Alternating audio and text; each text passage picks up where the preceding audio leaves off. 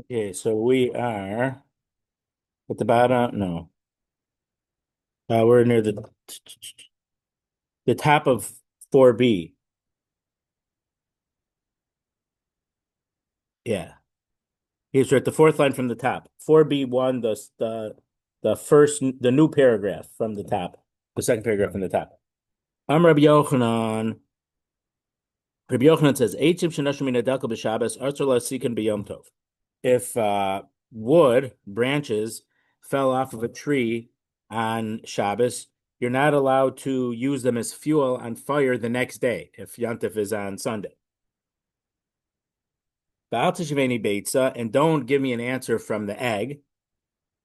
My time, because we said if Rabbi Yochanan said if the egg was laid on Shabbos, you could use it the next day on you could use it the next day, or if it was laid on Yontif, you could use it the next day on Shabbos. But again, we said you can't cook the egg on Shabbos. So here we're talking about where if the egg was laid to be completely consistent, you can never burn the wood on Shabbos. So it makes more sense to say if it fell down on Shabbos, you could use it on Sunday, the next day of Yontif. You'd use it as fuel in your oven.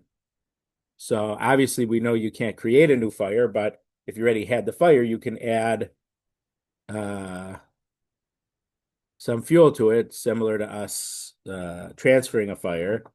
You couldn't create a new one, but you could transfer.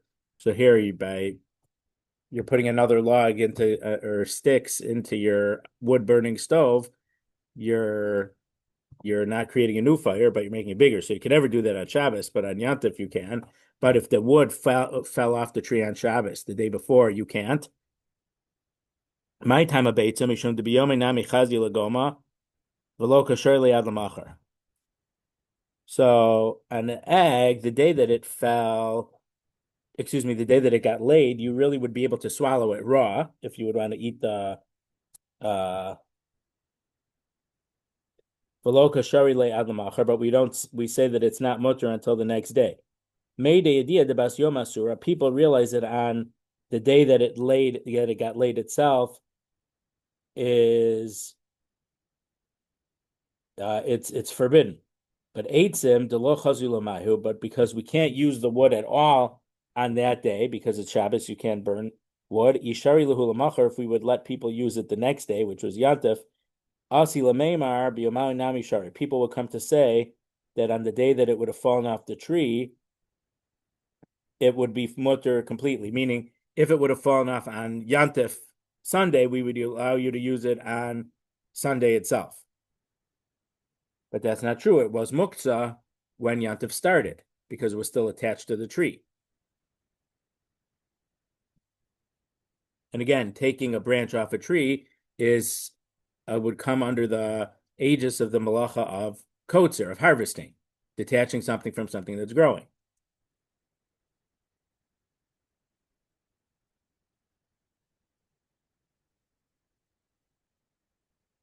We would say that it would be mutter if it fell on the same day that it fell. Yesterday, when it fell on Shabbos, the only reason we don't use it is because hasaka means you're using it for fuel for a fire. So he's saying that you're not allowed to use it because it's not different than the egg because it was muktzah when Yantav started. So the fact that you could use it today, it's nolad. But he's saying is that if the egg was laid on Shabbos, you could use it the next day on Yantif, but we have to be more strict for branches that fell on Shabbos to use on Sunday because people would think, oh, they all know that you can't use that on Shabbos. So if we would let them use it on Sunday, the next year, when let's say Yantif was on Tuesday, if the branch fell on Tuesday, they would put it straight into the fire on Tuesday and forget that the halacha of nolad applies. That because it was muktzah when Yantiv started, we can't use it. Rav Masna said, "Eitzim shenashru min hadekel letoch hataner b'yantiv." What happened? This isn't so crazy. Let's say you had a grill, and a branch fell off from the tree straight into your grill that already had a fire burning in it. So the Gemara says it fell into your oven, but for us, we could easily visualize it into your grill. Marbelem eitzim uchanim umasikin. You can add, so that was muktzah. So you could add wood that you had prepared before Yantif to use to fuel your oven or your grill and burn it together with it. So basically, we're doing bittul. We're saying that this muktzah wood is nullified in more non-muktzah wood that you're going to use because you definitely prepared wood before Yantif.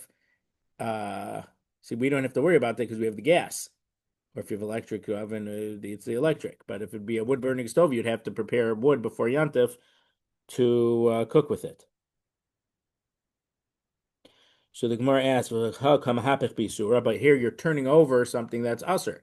You're touching and moving the wood that's muktzah. So the Gemara says, "Kaven derubat teranin who." Since the majority of the wood is mutter wood, it's permitted wood because it was prepared before Yantif. It's not muktzah. Ki kamahapech betera kamahapech. When you're turning it over and moving it, we consider it that you're moving stuff that's mutter. But in this case, you're nullifying a prohibited item lechatchila. Now, lechatchila, for the most part, means before the fact. Can you do something before the fact? Do we allow you to do this? If you'd come and ask, can you do it? And we say yes. So that means lechatchila, beforehand. And sometimes if something isn't mutter lechatchila, if you ask, could I do it? No, you can't do it. But what if it already happened? Is it okay or if it's not okay? That's called b'diavad or b'diavad, when it already happened.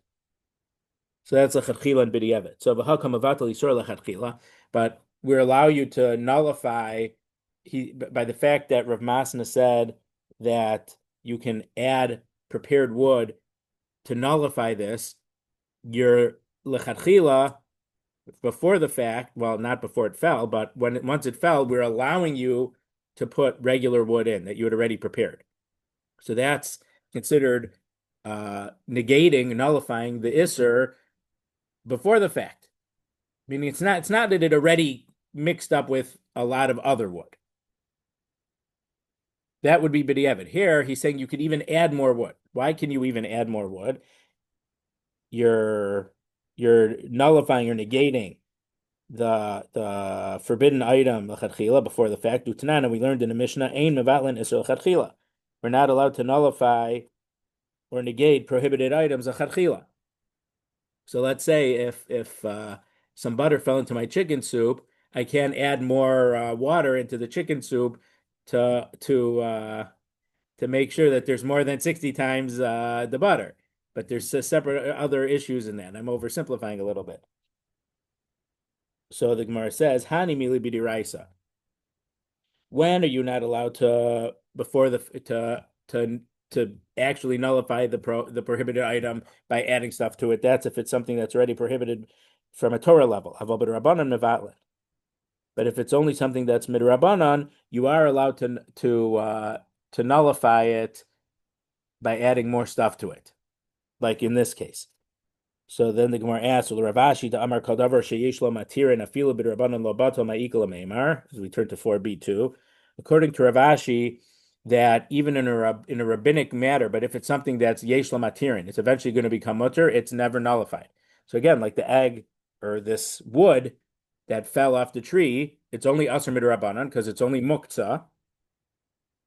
If we would allow you to use it, someone might crack a branch off the tree, and that would be a diraisa prohibition. So using something that was muktzah is only asur midrabanan.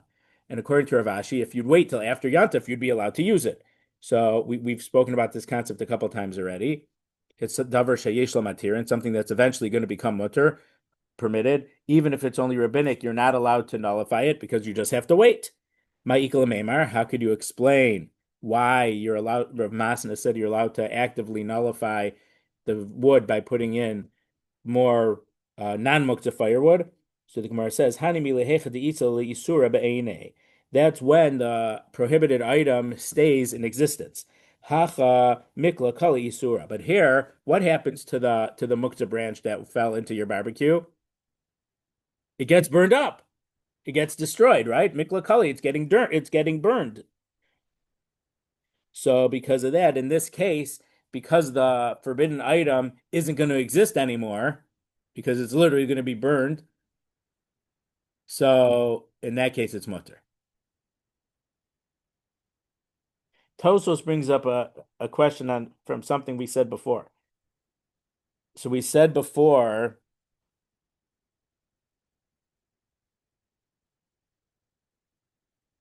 the case where you had so figs of truma.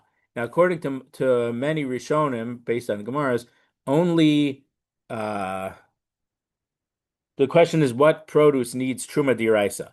So one opinion is only olive oil and wine.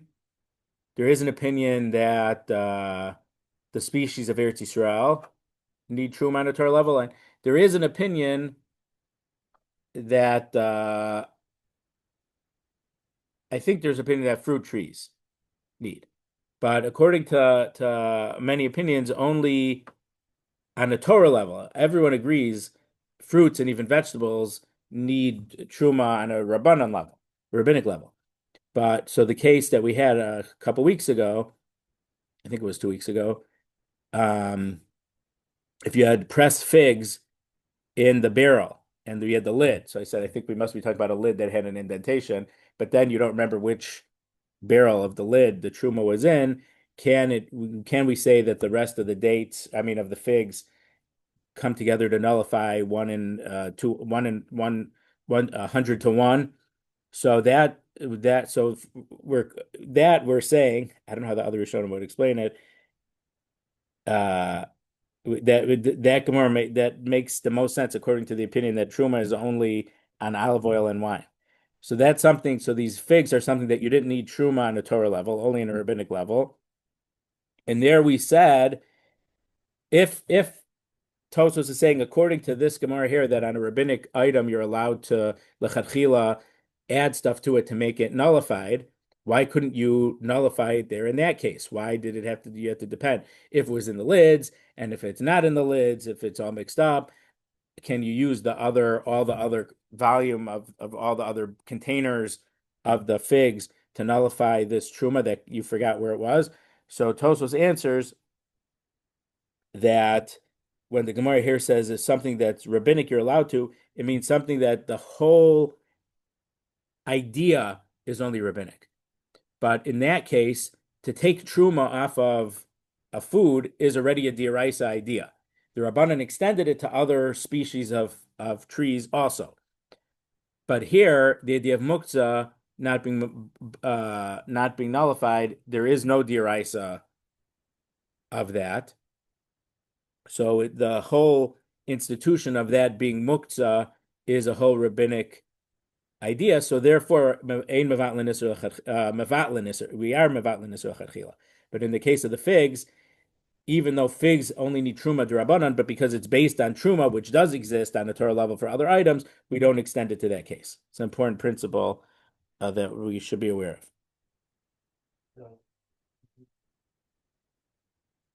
of. What I'm trying to figure out is the halacha for cooking on Yom Tov. Yeah. And what I'm thinking about is the fact that there were ovens for years and hundreds of years that used wood. Yeah. Okay.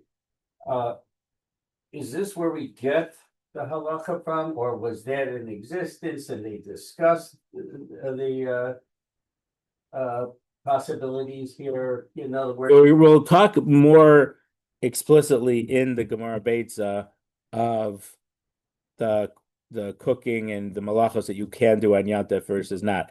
But from the Pasukin, I think B'Shalach,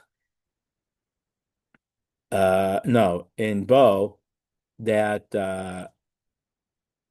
from a certain Pasuk we learned that to do stuff to cook for yourselves on Yom Tov is permitted. We know that it's permitted, and we'll see. But like to start the fire, you're not allowed to start it. right. But I'm thinking there's all sorts of questions that come in, like yeah. You're talking about a piece of wood. Are you counting all the wood that was already burned in the oven? Right. So I mean, the question is that it says wood you have to add to it, makes it sound like there's not too much wood in there Yeah. already to already nullify it. Or we're saying that because that's already on fire, and this isn't on fire, the one that's not on fire has more chashivos, more importance, so it can't be nullified by the wood that's already burning. So therefore, you add more wood, so that has more chashivos, and then that can nullify the piece of the branch that just fell in, or the branches that just fell Right. in. There's all sorts of possibilities there. And then I was reading through the HCC 100 book, and they had a whole thing about the lightning hitting the thing. So it would be a different Shaila. What if you had your pile of wood and lightning struck on Yantif, and it started the fire on Yantif, would you be able to use that fire to cook on Yantif? Probably not, Well, the but yeshiva guys took out their marshmallows well, afterwards. that was Shabbos. It wasn't Yantif. It was a Friday night. That was Friday night. Okay, Itmar. It was taught. Shnei Yamim Tovim Shal Galios, Rav Omer Nolda B'zeh Moteres B'zeh. Rav Asi Omer Nolda B'zeh Asur B'zeh. Okay, so for the 2 days of Galus, of Yantif, that we keep 2 days of Yantif, Rav says if an egg was born on the first day of Yantif, was laid on the first day of Yantif, you're allowed to use it on the second day of Yantif. And Rav Asi says you're not allowed to. Lema kasava Rav Asi kedusha achasi. Let's say that Rav Asi, who says it was so Rosh Hashana, we're going to see is different because it's really one kedusha for 2 days, and well, I kind of broke. But let's say for Sukkot, it was going to be laid on Tuesday of Sukkot, you could use it on Wednesday. Ravasi says no. If it was laid on Tuesday, you can't even use it on Wednesday either. So let's say the reason that Ravasi says you can't use it is because he holds both days have the same level of kedusha. It's the same sanctity for both days. So even though on on Monday night when Yantif started, the egg had not yet been laid. So now on Monday it's muktzah. So on Tuesday when it was laid, it's muktzah. Wednesday is the same kedusha, so even though on Tuesday night it was already laid, but Tuesday night's kedusha is the same kedusha as Monday night and Tuesday, so you cannot use the egg. So if you want to say that Ravasi holds it the 2 days of Yantif is the same kedusha, Ravasi mavdo miyama tava lachavre. Ravasi used to make havdalah after the first night of Yantif. So Rashi actually says he would say hamavdo ben kodesh lachol.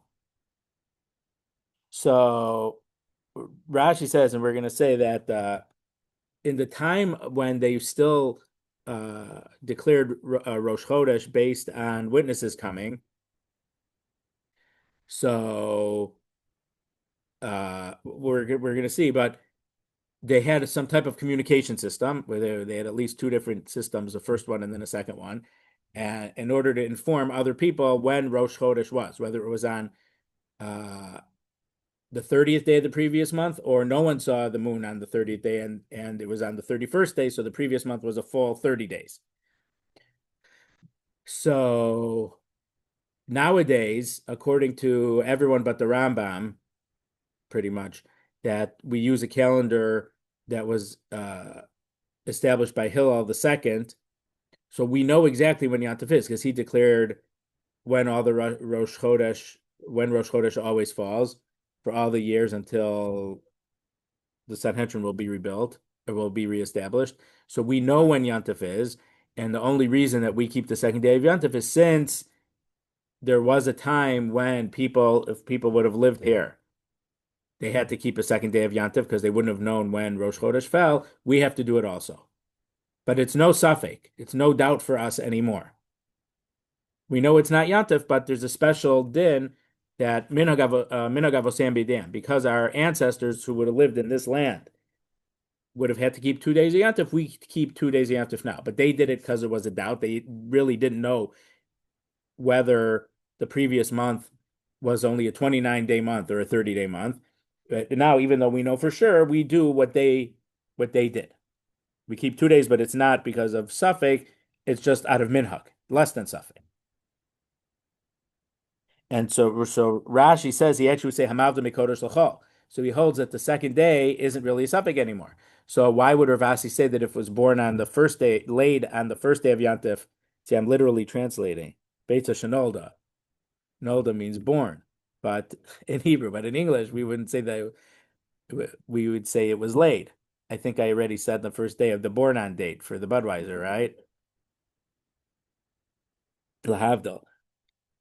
Uh, so according to him, the second day really doesn't have any kedusha; it's just a minhag. So why shouldn't you be able to use the egg on the second day of Yom Tov? So Ravasi Sfukim Isafkale. So he actually had a suffix, a doubt about it, whether it was uh, the same kedusha or not. Va'avid hachal l'chumra v'hachal l'chumra. So he acted strict in regard to Havdalah, and he acted strict in regard to the egg. So it's true. If he felt it was certainly Yantif, then there was an inconsistency between these two psakim of Ravasi. But because he wasn't sure, he did a suffix and a suffix. He did both out of stringencies. I think some Rishonim may have said that his Havdalah was Hamavdal ben Kodesh LaKodesh, like we would do on a Saturday night. But Rashi certainly doesn't hold that way. And then also I saw that some asked, oh, so if the Kedusha is really only one day, how do we make Havdalah after the second day? It's not, it's a if according to how we explained Ravasi, if the second day is only a minhag, we should have made Havdalah after the first day.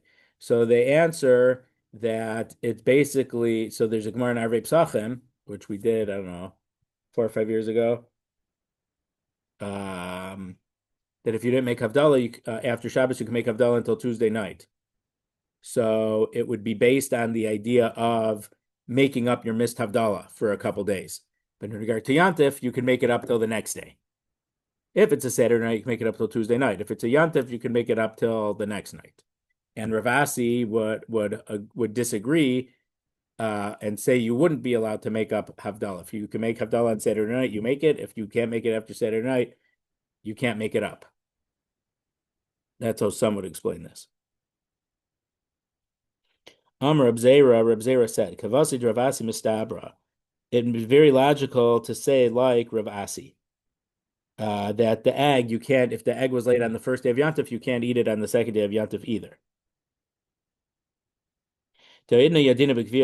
Because we know when the moon, we know the actual schedule or calendar of the moon, yet we keep 2 days, Vavdinan, Vikavdinan Treyomi, yet we keep 2 days of Yom Tov. So it must be that we have that that there's kedusha on the second day also.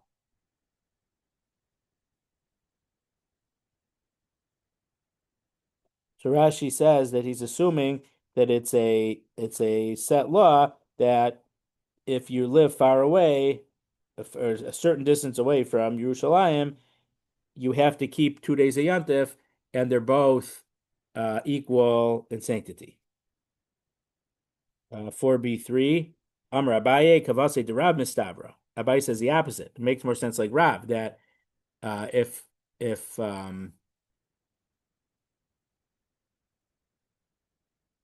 was laid on the first day of Yantif, you could eat it on the second day of Yantif because it's not the same kedusha. It did not, because we learned in a Mishnah in Rosh Hashana.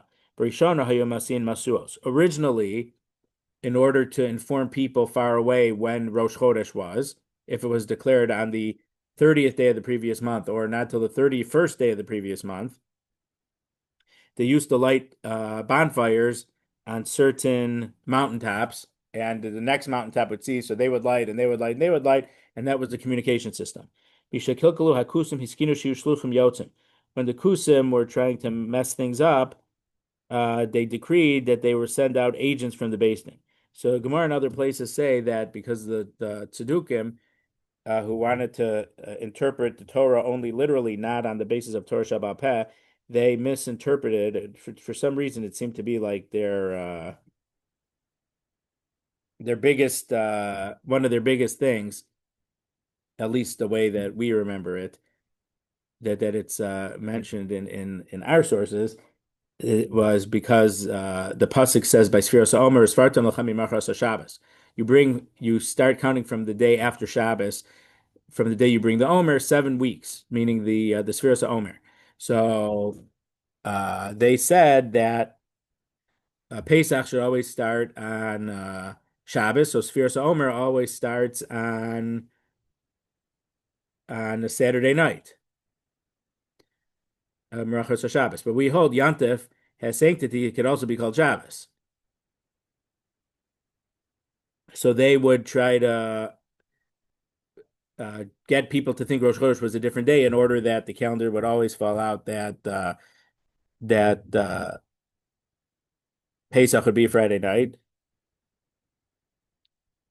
The Ilu, then they would send out agents from the Beis Din, and they would go tell people when the Sanhedrin declared Rosh Chodesh.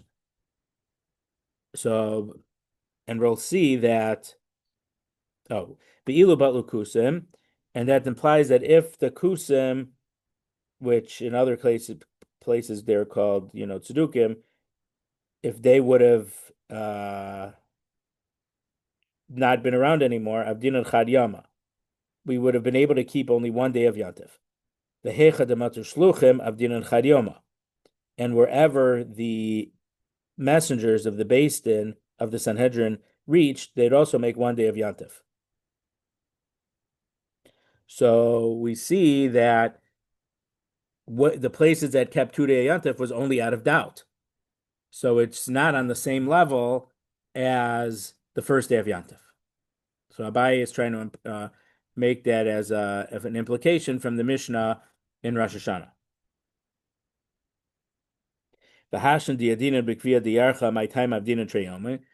So nowadays that we know, because of Hillel's calculations, when Rosh Chodesh is, why do we keep 2 days of Yantif? Mishum dishalchu mitam, because we had sent from Eretz Yisrael a certain question, or they sent a message to us. Be careful of the minhag of your fathers in your hands. Zimnin digazri hamachos gzeira. Maybe the king who we live under their rules are going to make a decree not letting us keep Yantif or Rosh Chodesh, whatever, similar to the Greeks in Hanukkah. The asila kulkale, and we might make a mistake. So keep doing it this way to safeguard other. Or so Rashi actually says not about keeping Rosh Chodesh, if they would decree that we can't even learn Torah and we would forget the secret of the Ibor, the secret calculation, the formula of when to declare Rosh Chodesh, we would calculate the day wrong. So we should still, and some days we would make it 29 days when really it should be 30, and sometimes make it 30 when it should be 1, when it should be on the 30th day when it should have been the following day. So and then if you do that, then and you'll be off for a day of Pesach, you'll end up eating chametz on the last day of Pesach, which we thought was already the day after Pesach. So that's why we still keep that minhag. Now, from the Cairo Geniza, they found an interesting thing about this, and it says that it wasn't that the reason that we have to keep 2 days of Yantif is as a punishment that they stayed in Gullus and didn't move back to Eretz Yisrael. That's a more recent find from the Cairo Geniza.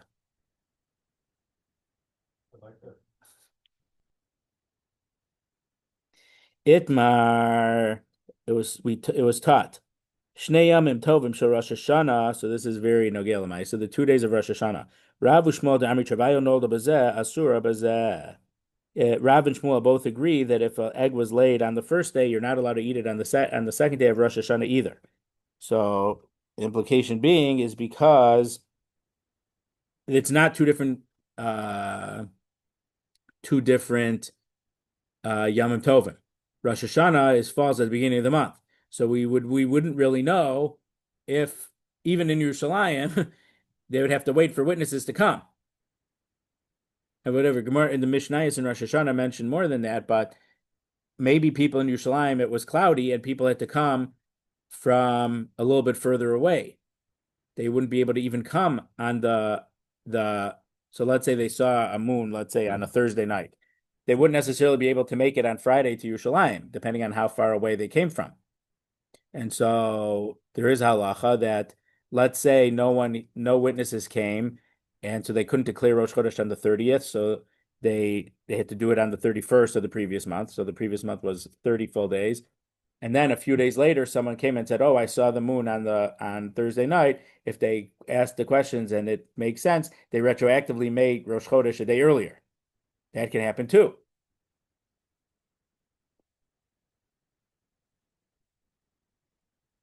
So according to this, so even Rosh Hashanah, even people in Yerushalayim, they didn't know if witnesses were going to come or not. So we always kept, or not always, but even from the time of the Mishnah, they kept 2 days of Rosh Hashanah. And that's not a suffix. They have the same equal level of Kedusha both days. Did not, because learned in the Mishnah, also in Rosh Hashanah. They used to accept a testimony for seeing the new moon the whole day long. So once the witnesses they were delayed in coming, it means they came very late in the day. As we turn to Daf Hey Amud Aleph, the Levium ended up saying the wrong Shir Shal Yom. For Mincha time, they said the regular weekday Shir because they didn't hear that the witnesses came.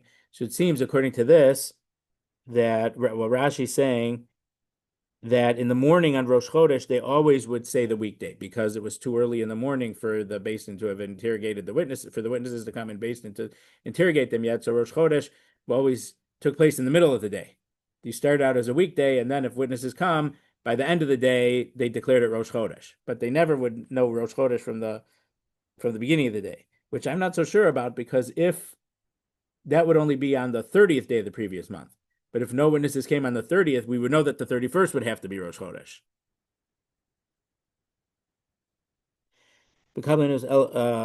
Share. So Hiskinu shelo yehu mekabel neseidim el ad hamincha. They made a decree that they would only accept testimony about the new month until the mincha time.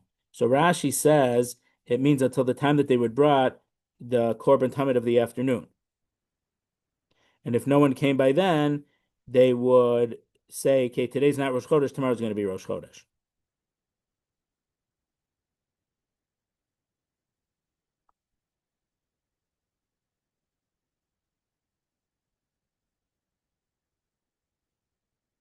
So it seems, so we know that there's Mincha Ketana and Mincha Gedola. Mincha Gedola is from 6.5 hours of the day, on an equinox day with sunrise at 6 and sunset at 6.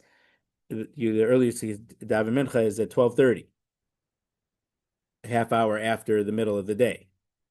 And then Mincha Gedola would be 2.5 hours before sunset. So at 9.5 hours. So it would be from 2:30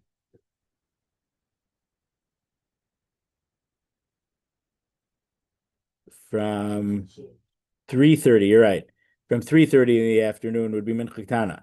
So the afternoon Korban Tamid could have been brought as early as Mincha Gedola, except they never brought it that early except on Erev Pesach. Because the Korban Pesach was unique. Normally the Korban Tamid was the last. You couldn't bring any Korban before the morning Korban Tamid, and you couldn't bring anything after the afternoon Korban Tamid. The only exception is Korban Pesach, and that had to be brought after the afternoon Korban. So if Erev Pesach was Friday, I think it was, then they would have to shacht and people would have to cook their Korban Pesach before Shabbos would start. So they needed as much time as possible. So they would bring the Korban Pesach as early as the afternoon Korban Tamid as early as possible. Normally they didn't bring it that early. So it seems that from this Gemara that they would accept. So even though they were allowed to bring the Korban Pesach, excuse me, the Korban Tamid at 12:30 in the afternoon or whatever the 6.5 hours was, because they didn't do that, you were allowed to, the Beis Din still accepted testimony for witnesses who claimed that they saw the new moon until the time they would actually bring the Korban Tamid so that the Levium wouldn't make a mistake anymore.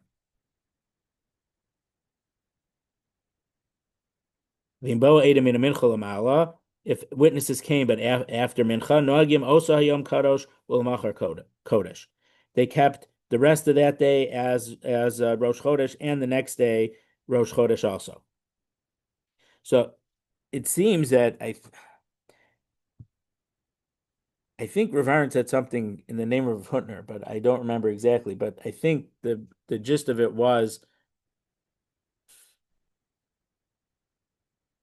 I think it was in the name of Hutner, that Rosh Chodesh really was only a holiday in the Beis Hamikdash. So basically, the point is, why do we take off our tefillin for Musaf? So because it became so the Musaf represents a special korban they would bring on Rosh Chodesh, which, by the way, maybe that's why if they would declare Rosh Chodesh after the korban tamid was brought, they can't bring a korban Musaf anymore. But I think that Rav Aaron heard from Rav Hutner. So in order to show that the Kohanim in the Beis Hamikdash, it was celebrated as a special day, it wasn't a full blown Yantif. They're allowed to do malacha. So we take our tefillin off for Musaf on Rosh Chodesh, something along those lines. I don't remember exactly. That's Cholamoid, but that's something else. Yeah. But here, Pesach, they're still disputing Rosh Chodesh. No, no, no, no, no. No. It's just two separate things. So one thing is that the afternoon korban tamid could have been brought as early as a half hour after midday. They never brought it that early unless Erev Pesach was on a Friday, so that everyone could shecht and cook their korban Pesach or roast their korban Pesach before Shabbos starts. The separate thing was just on a regular day, let's say a Tuesday afternoon at 5 o'clock, and they used to, let's say, bring the korban at 4:30. I don't remember exactly what the Gemara says, what the normal time that they used to bring korban. So right before they brought the korban, then witnesses came and basically declared it Rosh Chodesh, and the Levium somehow didn't hear about it. So they ended up saying the regular weekday song instead of the Rosh Chodesh song. Amar Rabba says, Mitakanos Rabbi Yochanan ben Zakkai be'elach Beitza muteres. From the time that Rabbi Yochanan ben Zakkai made a decree, an egg that was laid on the first day of Rosh Hashana is allowed to be eaten on the second day of Rosh Hashana. Ditnan, because we learned in a Mishnah, Mishachar Beis Hamikdash, after the Beis Hamikdash was destroyed, Hiskin Rabbi Yochanan ben Zakkai Shiyu Mekablan Eidos HaChodesh Kol Hayom. Rabbi Yochanan ben Zakkai decreed that he could accept testimony for Rosh Chodesh the entire day, since the Beis Hamikdash was destroyed. So there's no problem of the Leviah saying the wrong Shira. Rabbi Yochanan Zakkai says we can declare Rosh Chodesh even afterwards. So the fact that we still keep 2 days of Rosh Hashana they're not of equal Kedusha anymore. So the Rambam, again, who has a slightly different sheet than everyone else, he says from certain things that in the days of Abai and Rava, they were still accepting, well, you have to say that. They were still accepting, they were still declaring Rosh Chodesh based on testimony. The only strange thing is Abai and Rava were because we learned that in Brachos.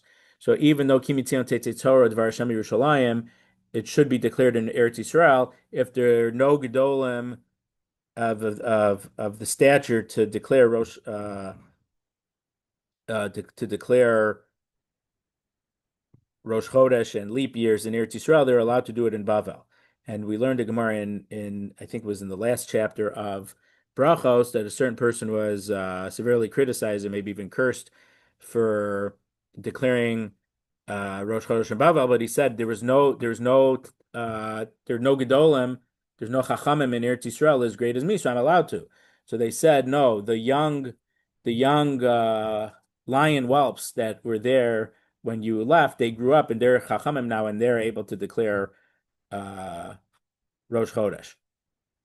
So it could be declared in Chutz Aretz, but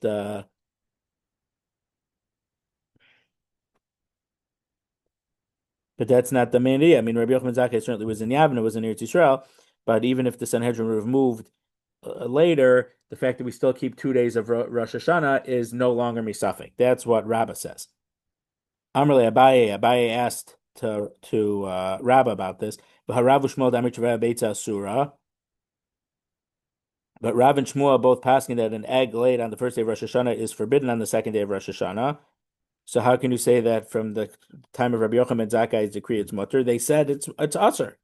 Amar le, Rabbi said to him, Aminalach ana Rabbi Yochanan Zakkai. I'm telling you about Rabbi Yochanan Zakkai, who was a Tana and was the Nasi of the Sanhedrin. Va'ad Amar li Rav Shmuel. If you're asking a question for Rav Shmuel, clearly I'm pulling rank. I'm saying something from a more authoritative source, which according to this, it makes it sound like, which is a discussion among certain Rishonim, were Amoraim allowed to argue on Tanaim, or were they not allowed to?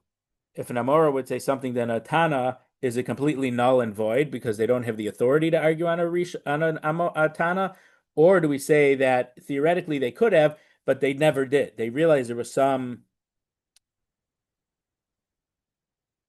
change that happened, and after Rabbi Yehuda Nasi, they realized they were not going to argue on Tanaim anymore. Rabbi Shmuel Kasher Masnisen. So now, according to what Rabbi says, if I told you Rabbi Yochanan Zakkai, how could you ask me about Rav and Shmuel? So the question is, how can Rav and Shmuel ignore the statement of Rabbi Yochanan Zakkai? According to Rabbi Yochanan Zakkai, that now that the Beis Hamikdash is destroyed, you could declare Rosh Chodesh even very late in the day, even at 5:50 on an equinox day, because we're not. The whole reason we didn't was because the Levim made a mistake in the Shira, but now that there's no Beis Hamikdash, that's not an issue, so we can declare Rosh Chodesh any day. I mean, any time of day. So therefore, we would really only have one day of Rosh Hashanah. The fact that we have 2 days of Rosh Hashanah, it's not the same kedusha anymore. So how can Rabbi Shmuel say that if the egg laid on the first day of Rosh Hashanah, we're not allowed to eat on the second day of Rosh Hashanah? Lo kasha, it's not a question. Halan v'olahu. They said to us in the Chutz La'aretz we're not allowed to eat the egg. But if someone was in Eretz Yisrael, they would be allowed to eat the egg. Rav Yosef Amar Af Mitakanos Rabbi Yochanan Zakkai ve'elach Beitza Asura. Rav Yosef though says that even after the time of Rabbi Yochanan Zakkai, that you could have declared Rosh Hashanah anytime for the day, so you shouldn't need to keep 2 days. No, Beitza Asura. If an egg was laid on the first day of Rosh Hashanah, you're still not allowed to eat it on the second day. My time, what's the reason? Havidavar Shebeminyan. The decree that we're not allowed to eat the egg that was laid on one day is considered something that was decided by Beis Din in like a roll call vote. Based in Lahavdil, Congress, you have to have a very big Lahavdil, Aleph Avdalos. They would ask the Dayanim, what do you hold? What do you hold? What do you hold? And they would, whatever the majority opinion ruled, that was the halacha. And there's a Gemara, I think, in Shabbos. One day, the Beis Shammai people, they found that the Beis Shammai had there was a majority of Beis Shammai chachamim in the Sanhedrin. So basically, the leader, the floor leader, Lahavdil, brought many halachas to vote, so they passed like Beis Shammai. They saw they had a majority that day. Yeah, so they tried to take votes on many shilas that day to paskin. So the fact that that there was a psak that the Beis Din they queried, they polled all the members of Sanhedrin and they paskin if it was late on the first day of Rosh Hashanah, you're not allowed to eat on the second Rosh Hashanah. That's called davar shebeminyan. I mean, it's different than the davar shebeminyan that we had before. We said before we had davar shebeminyan was that eggs are only sold by the quantity. But this davar shebeminyan is that the psak of Beis Din was based on they voted, and that was the majority opinion. B'chol davar shebeminyan, and something that was that the Sanhedrin paskined based on a vote like that. You need another psak of Beis Din to nullify it. Basically, the 18th Lahavdil again, Aleph Havdalos, the 21st Amendment and the 18th Amendment. The 18th Amendment is prohibition, and the 21st Amendment says the 18th Amendment is hereby repealed. So you need uh, another based Sanhedrin vote to stop the first one. So there's a machlokas Rishonim about what Rashi holds. Basically, what if Sanhedrin would have made something with the sunset provision? I think the Brady bill when I was a kid in school, one of these gun control laws early in Clinton's presidency had passed after Brady, the Secret Service guy who took the bullet for Reagan. Oh, he was the press secretary, so he got shot when they were trying to shoot Reagan once. So I think the reason they got the in order to compromise it, Republicans would vote for a thing. They said it's only going to be for 10 years. It has a sunset clause.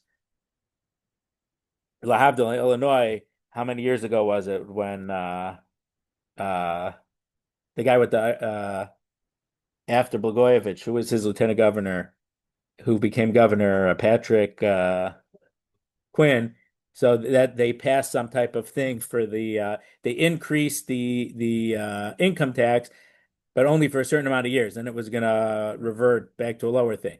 So if there's a sunset clause in the psak,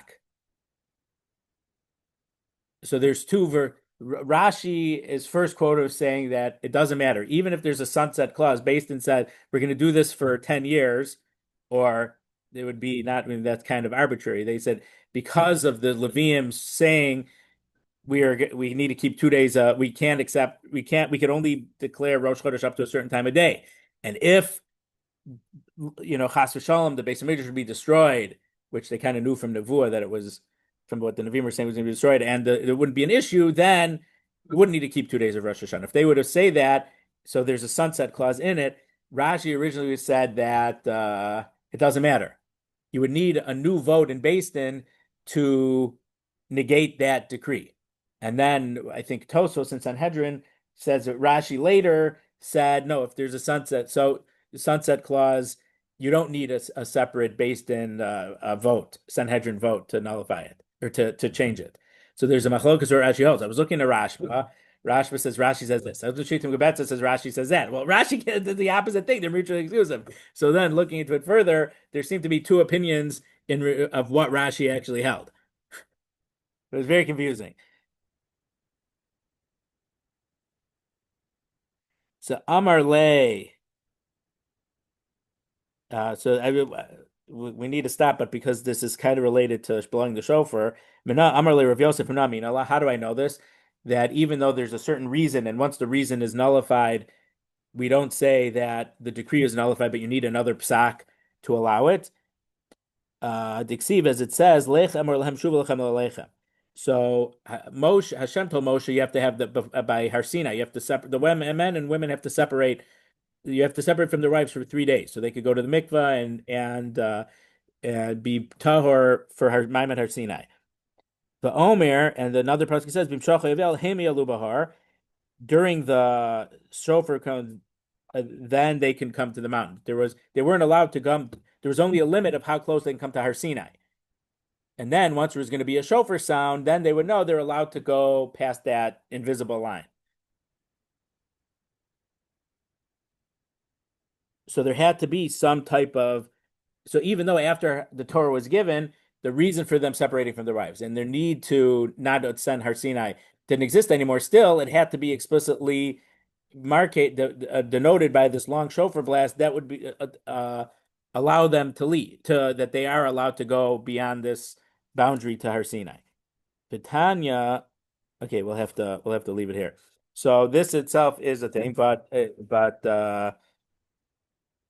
there's interesting stuff to talk about that halacha. So even though the only reason they had to separate was for Har Sinai, so once they got the Torah from Har Sinai, shouldn't they be allowed to live to go back and have relations with their spouses again? So the fact that there needed to be a special heter that Moshe says, okay, you can go back to your tents now, shows that Rav Yosef is saying, and Rav Yosef was the Rebbe of Abaye, that we see that even when there's a specific reason why Moshe told them, Moshe the status of the Sanhedrin Gadol, even though that reason stopped, you needed the basement to again allow you to do it. So a sunset provision that's built in, well, there was no, well, uh, at this point, this may not include a sunset provision. But what I said about Rashi is true. So we have to leave it here. We're late for Mincha.